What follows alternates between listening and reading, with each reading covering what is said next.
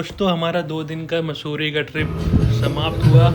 आज हम जा रहे हैं देहरादून और देहरादून से ही हमारी ट्रेन है भाई। आज 8 मार्च है और रात को 11:30 बजे के आसपास हमारी ट्रेन है। तो हमने सोचा पूरा दिन आज देहरादून घूमेंगे। तो सबसे पहले ये मसूरी हमने नाश्ता पानी खाना खाया, उसके बाद आगे भाई शेयरिंग में बस करने।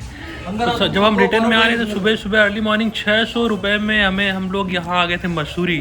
लेकिन जब यहाँ से जब जाने लगे तो जितने भी ऑटो कैब या टैक्सी वाले थे बहुत हाई चार्ज कर रहे थे, ऑलमोस्ट 2000-2500 के आसपास। तो यहाँ से एक बस सर्विस भी है भाई 80 रुपये में पर हेड पर पर्सन, 80 रुपये में।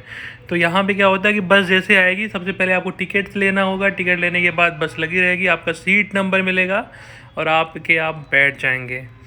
तो बस से अब हम लोग जा रहे हैं देहरादून। मसूरी से देहरादून हम लोग लौट रहे हैं। वहाँ पे हमारा पूरा आज पूरे दिन का सफ़र है, देहरादून पूरा घूमेंगे। तो इस तरीके से थोड़ा रेट भी कम लगा, 80 रुपये में पर पर्सन हम लोग पहुँच जाएंगे देहरादून। और रोड का भी एक्सपीरियंस ले लेंगे पहाड़ों से। बस का मज़ा अलग ही है, उसका भी थोड़ा अलग एक्सपीरियंस हो जाएगा। तो चलते हैं, देखते हैं। इसमें से लग जाएगा थोड़ा सा 2 घंटे के आसपास, 1 घंटा 45 मिनट। हाँ तो भाई अगर उल्टी कर रहे होगे तो बस में बैठने से पहले एक बार सोच लेना। वैसे आना चाहिए कि पहाड़ी से आदमी आता है, गोल घुमा के आता है तो पेट पे झटके लगते हैं तो आदमी उल्टी कर ही देता है। आदमी नहीं, मैक्सिमम लड़कियों ने यहाँ उल्टी किया है। जितने लोग खड़े हैं यहाँ आगे पीछे सब ने उल्टी किया। हमारी बेटी करते करते अपने आप को रोक ली, वो भी उल्टी करते करते अपने आप को रोक ली है, किसी बात नहीं कर रही हैं। मतलब मुंह खुला तो उल्टी हो जाएगी। और जितने लोग खड़े हैं सब उल्टी कर चुके हैं गेट में। तो नींबू एक कैंडी कैरी करके ले आना है, आराम से उसको चाटते रहना है, क्या पता थोड़ा कंट्रोल हो जाए। तो फाइनली हम बस से आ गए हैं देहरादून स्टेशन। तो आप पूछ रहे हैं भाई स्टेशन क्यों आए हैं? तो भाई हाँ, ऑलरेडी हम 2 दिन का होटल बुक कर चुके थे मसूरी में और तीसरे दिन एक दिन पूरा दिन हमें घूमना है। तो हम होटल के ऊपर पैसा बर्बाद करने के मूड में नहीं थे। बट हमारे पास सामान बहुत था, 3 लोग हैं और बेटी है, तो उसके अकॉर्डिंग सामान बहुत सारा है। तो हमने सोचा क्यों ना स्टेशन पे जो भी लॉकर रूम होते हैं या लगेज होता है वहाँ पे हम अपने सामान को सुरक्षित जमा कर दें। भाई बहुत ही बढ़िया व्यवस्था था। 24 घंटे के लिए जस्ट 30 रुपया पर बैग। अगर आपके पास 3 बैग है तो 90 रुपीज़ आपको पे करना होगा। 24 घंटे के लिए आपका सामान स्टेशन पे सुरक्षित रखा रहेगा। तो वहाँ पे रख के हमारा हैंड हो गया फ्री। बस बेसिक ज़रूरत की चीज़ हम ले चुके हैं हाथ में, जो हमें रास्ते में ज़रूरत पड़ेगी, बैग छोटा मोटा, और फ्री हो गए हम। हमने एक रैंडम बुक कर लिया है ऑटो।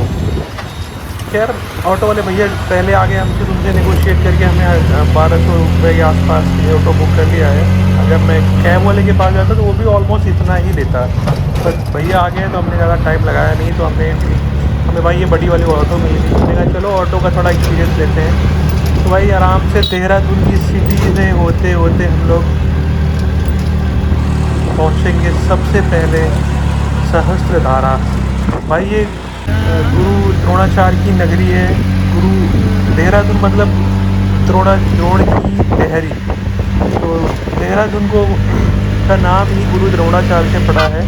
तो सबसे पहला हमारा ट्रिप होगा, हम जा रहे हैं घूमने सहस्त्रधारा। सहस्त्रधारा की एक अलग ही मान्यता है शास्त्रों पुराणों में। सहस्त्र का मतलब हो हजारों धाराएं जब पहाड़ों से निकलती हैं, ज़मीन से निकलता है पानी का और वो नदी से होके गुजरती है, तो वो सहस्त्रधारा आपको आगे दिखाऊंगा। बहुत ही बेहतरीन, बहुत ही मज़ा आया।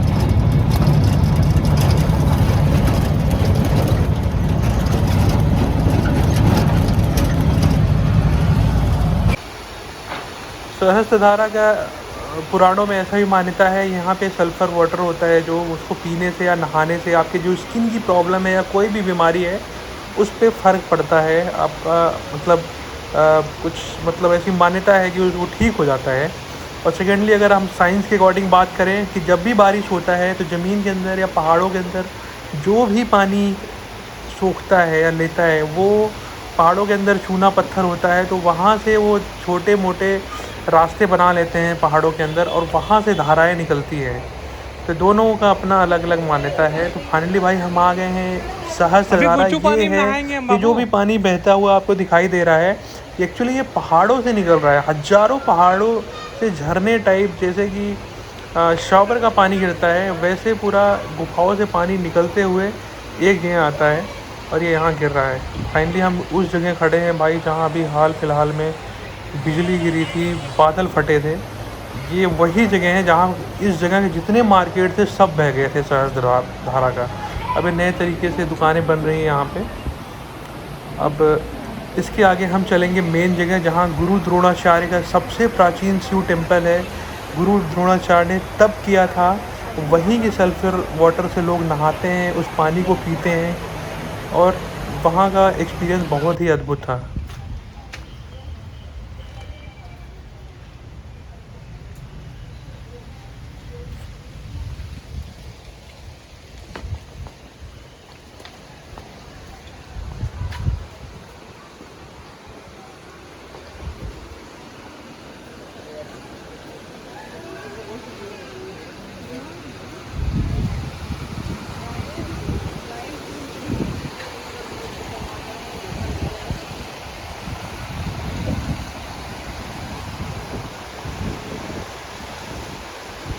तो भाई सहस्त्रधारा के जस्ट 500 मीटर की जहाँ भी हम खड़े थे, वहाँ थोड़ा चल के आए, तो ये वो जगह है जहाँ पे गुरु द्रोणाचार्य ने तप किया था।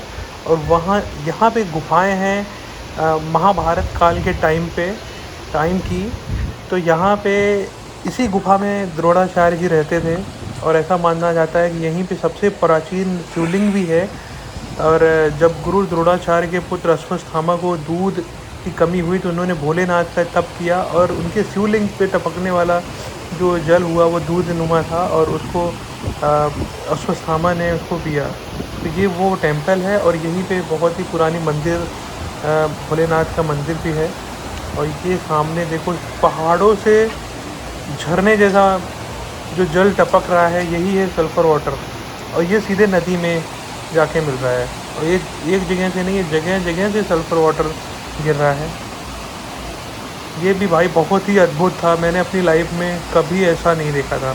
और सीधे पहाड़ के नीचे हम खड़े हुए, और जैसे हम लोग शावर के नीचे खड़े होते हैं, वैसा पानी एकदम मस्त ठंडा ठंडा, एकदम प्योर वाटर।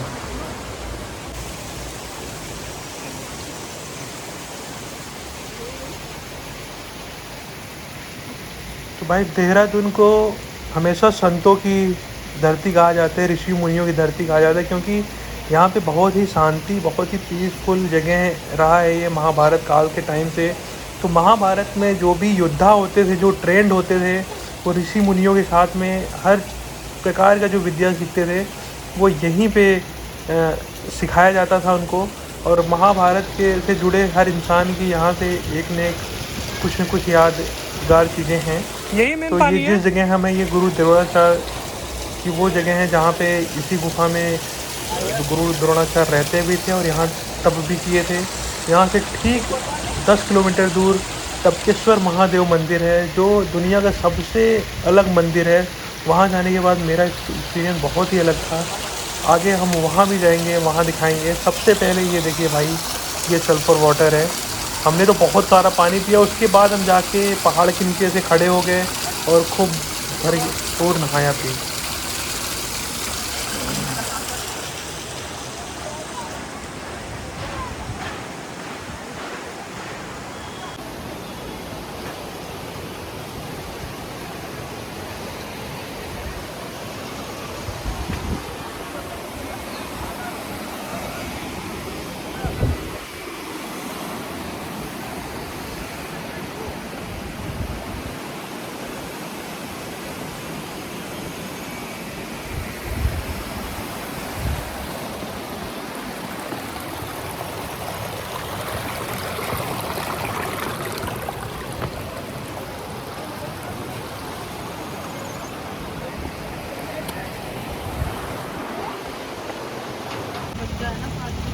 पानी उलटी है ना। तो ऐसी बहुत सारी द्रोण गुफाएं वहाँ देखने को मिलेगा। और जिसके अंदर हज़ारों साल का इतिहास है आज तक, जिसके अंदर कोई शायद अब के लोग वहाँ अंदर जाते होंगे। वहाँ से अब मस्त ठंडा ठंडा सल्फ़र वाटर बाहर आ रहा है। हम्म। सुनो, हम लोगों ने वहाँ फ़ोटो नहीं लिया ना। अरे कहाँ जा रही हो? हाँ, कौन जा रहा है? वही मैं कह रहा हूँ ना, पता नहीं हज़ारों साल पुराना बुक हुआ है भाई।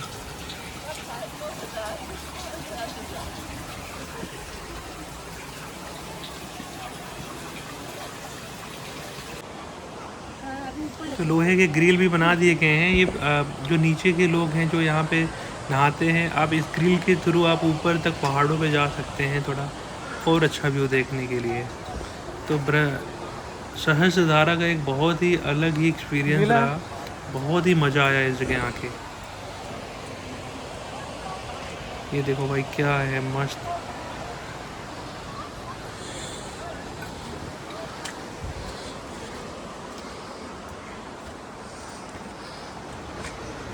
तो यहाँ पे जो धाराएं सबसे टॉप पे आती हैं, उसके वहाँ तक जाने के लिए रोपवे भी है। हम रोपवे से सबसे ऊपर नहीं गए क्योंकि हमें और भी जगह विजिट करना था। तो जो सबसे टॉप पे पहाड़ के ऊपर से जो धाराएं शुरू होती है, वहाँ पे बहुत सारे झरने नुमा धाराएं जो निकलती हैं, वहाँ पे भी रोपवे के थ्रू जाया जा सकता है।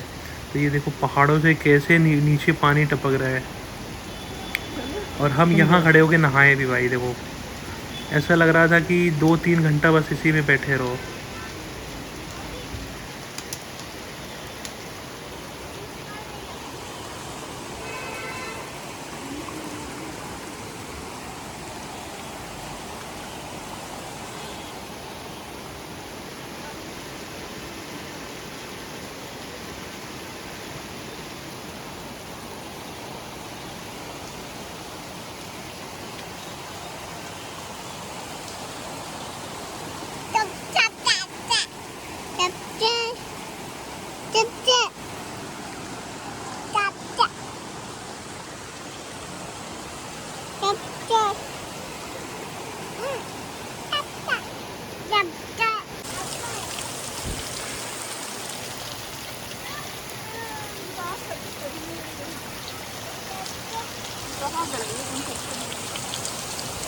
ये व्यू देखो भाई, कितने स्पीड में ऐसे ही ठंडा ठंडा सल्फ़र वाटर नीचे गिरता है और ये नदियों में जाके मिल जाते हैं।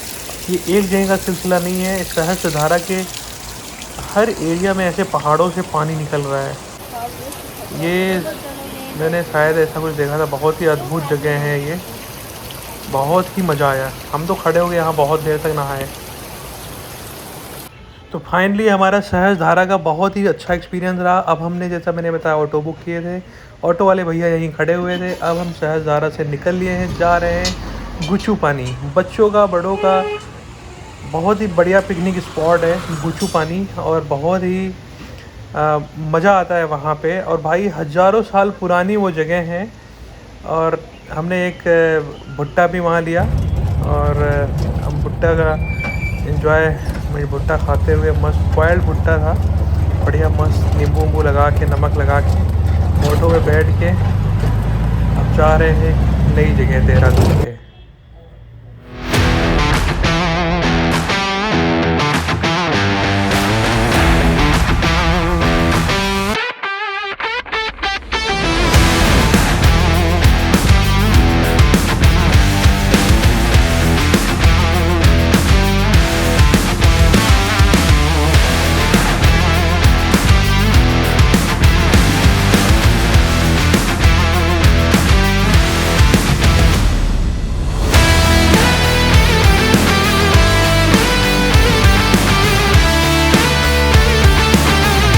तो फाइनली देहरादून के सहस्त्रधारा से चलते चलते हम आ चुके हैं गुचू पानी।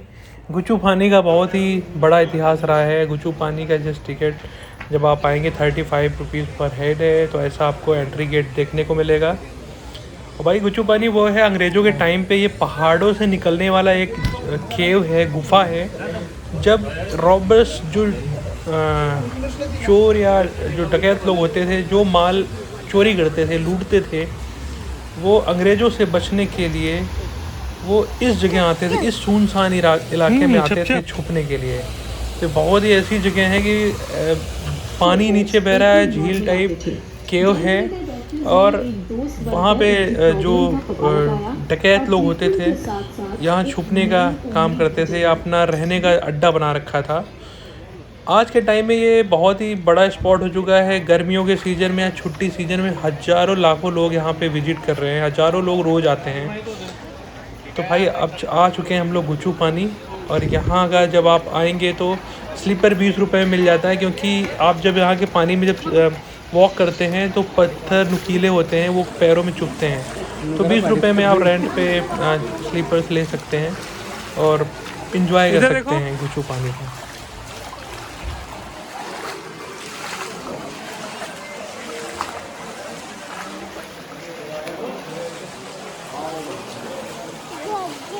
खीर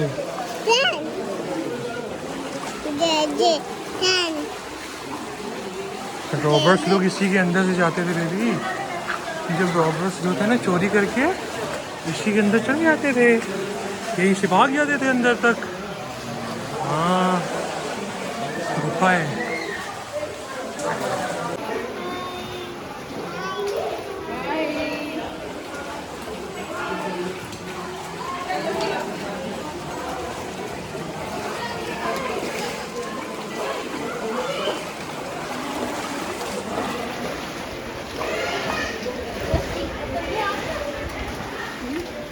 फाइनली हम गुच्चू पानी के अंदर एंट्री कर चुके हैं भाई। ये इतना पतला जो गुफा है पहाड़ों के बीच में बना हुआ, वो ऊँचे साइड में, दोनों साइड ऊंचे ऊंचे पहाड़, और बीच में देखो कैसे नदी जैसे झील, वो केव में पानी बह रहा है ठंडा ठंडा।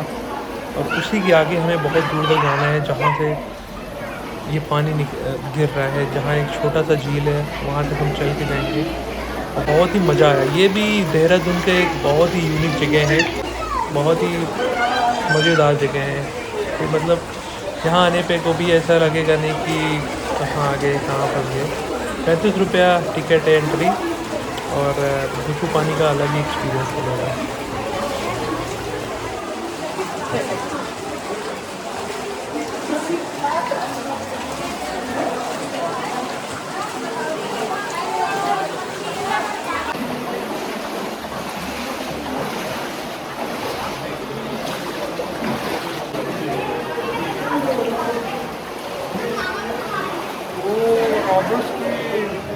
कितना दूर है अभी, आया ना? हाँ, रॉबर्ट्स आए देखो कितना बड़ा केव है। गए गए। ओ इतना ऊंचा पहाड़ के नीचे।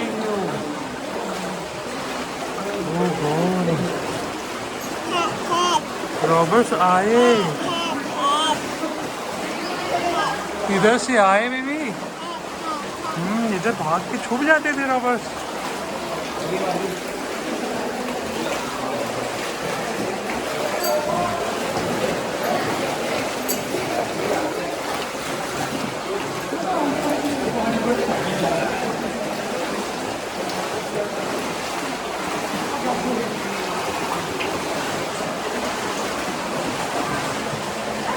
वाओ, वेरी बिग केव बेबी।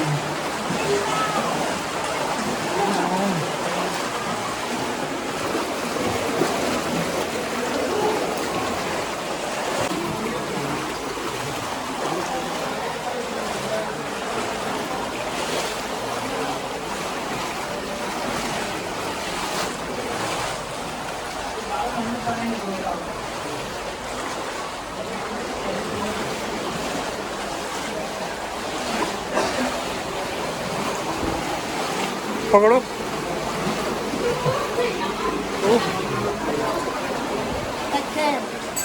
ये देखो, हल्का है क्या?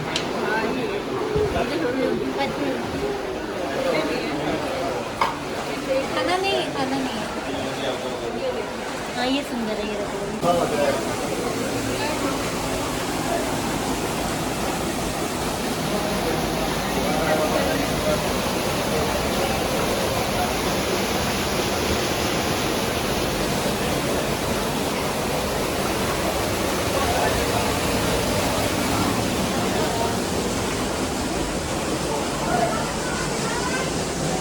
देखो। देखो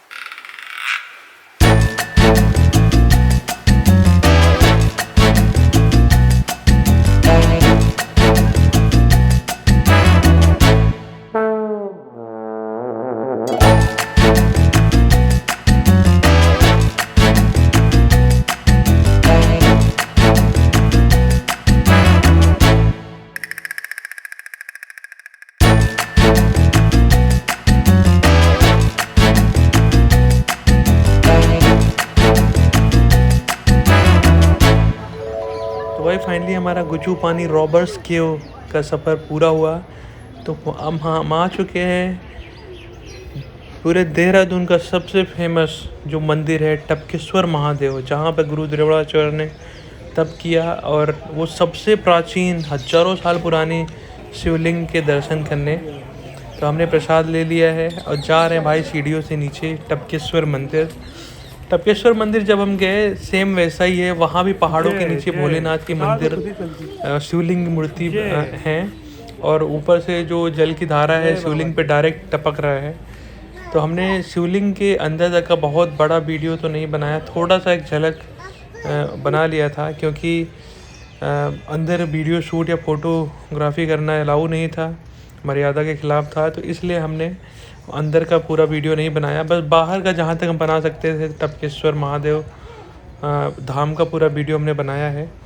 तो लेकिन मैं आपको बता रहा हूँ, ऐसी शिवलिंग और ऐसा टेंपल मैं कभी अपने लाइफ में विज़िट नहीं किया था। टपकेश्वर महादेव जब हमने दर्शन किया तो बहुत ही अच्छा लगा। और भाई जो पहाड़ के नीचे हम लोग गुफा के नुमा मंदिर के लिए एंट्री करते हैं, वहाँ जाने के बाद जो नीचे शिवलिंग है, ऊपर से पहाड़ से पानी टपक रहा है, वो भी अद्भुत था। बहुत ही यूनिक मंदिर है, शायद पूरे इंडिया में या पूरे वर्ल्ड में भोलेनाथ का ऐसा कोई मंदिर होगा जो टपकेश्वर महादेव मंदिर है ना। इसके अलावा भी बहुत सारे मंदिर हैं। वैष्णो देवी की मंदिर है पहाड़ के अंदर गुफा में, आगे वीडियो में आप देखेंगे।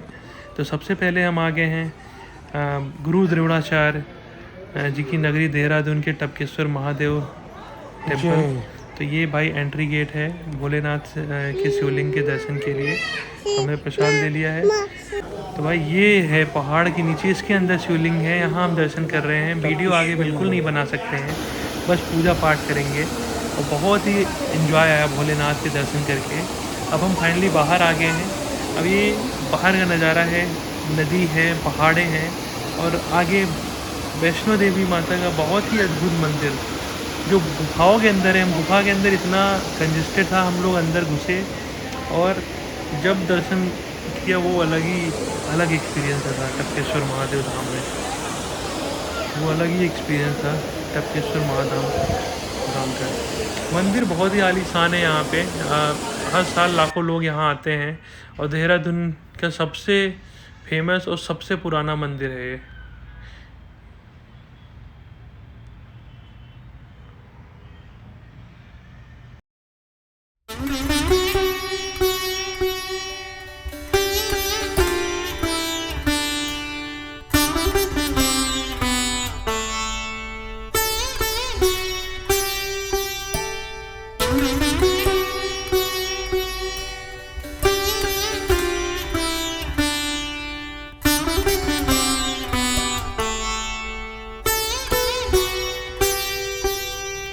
तो ये है भोलेनाथ की सबसे छोटी सी भक्त, प्रसाद की टोकरी लिए आगे आगे भागते हुए। पिछले 3 दिन से 2 दिन मसूरी घूमे, आज देहरादून। तो बहुत ही इन्जॉय कर रही है काशवी एक नई जगह आके। अपने आप को रोक नहीं पा रही हैं, किसी को ज़रूरत नहीं है, टोकरी खुद ही लेके मंदिर में जाके भगवान जी के जयकारे लगा रही है।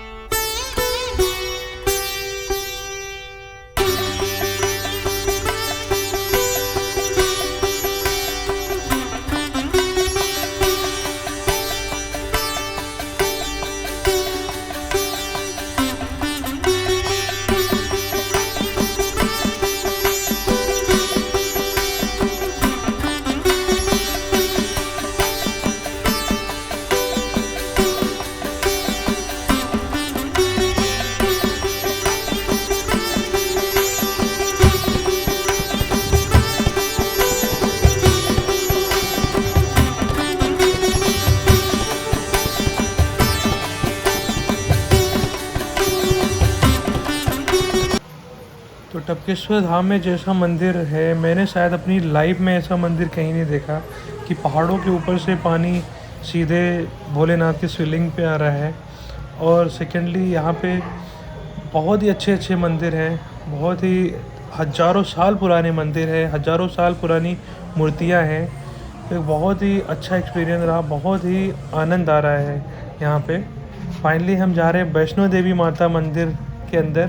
तो वहाँ जाने के लिए ये देखिए इतना कंजेस्टेड गुफा है भाई वैष्णो देवी माता कि एक बार वैष्णो ऐसा देवी लगता माता है कि ना जाए या नहीं जा पाएंगे, माँ। लेकिन माता जी हिम्मत देती हैं तो आप अंदर चले जाएंगे। जय बहुत माता आनंद दी। आ रहा है। भाई मैं नहीं निकल पाऊंगी वापस। हाँ मंदिर है सीधे, मैं नहीं निकल पाऊंगी, बहुत छोटा है। चलो चलो चलो जाके देखा मेरे जो सफोकेशन दूसरी तरफ से। जय माता दी। निकलने की जगह है, ज्यादा सर बचा के। अरे नहीं निकल पाऊंगी, निकलने का जय माता दी। वाह जय वैष्णो। थोड़ा सा आगे निकल। फाइनली देहरादून आके बहुत आनंद आया, बहुत अच्छा लग रहा है टपकेश्वर धाम आके भी। तो देहरादून भी हम पूरा दिन घूम लिए। तो अब भाई हमारी ट्रेन है, रात हो चुकी है, हम जाएंगे स्टेशन पे। और आज ही फाइनल मैच आ रहा है भाई वर्ल्ड कप का, T20 world cup, mains world cup. और हमने ढूंढा एक ऐसा होटल जहाँ पे क्रिकेट चल रहा था देहरादून स्टेशन के पास। अच्छे से खाना खाया और खाना खाने के बाद हमारा क्रिकेट देखते देखते टाइम हो गया और फिर हमारी ट्रेन आ गई। ट्रेन पकड़ के हम घर आ गए।